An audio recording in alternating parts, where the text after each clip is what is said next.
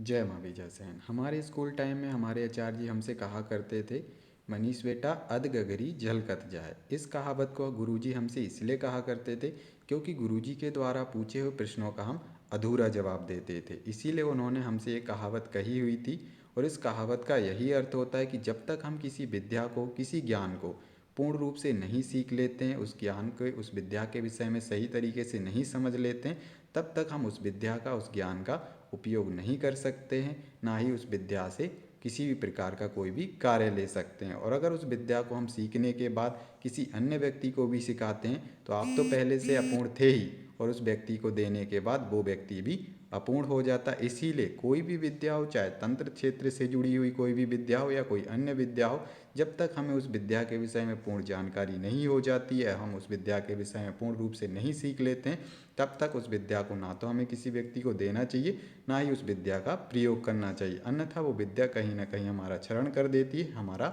नाश कर देती है। इसीलिए हमारे गुरुजी, हमारे आचार्य जी हमसे ऐसा कहा करते थे कि मनीष बेटा अधगगरी झलकत जाए। क्योंकि क्या होता है कि जब हम किसी पात्र में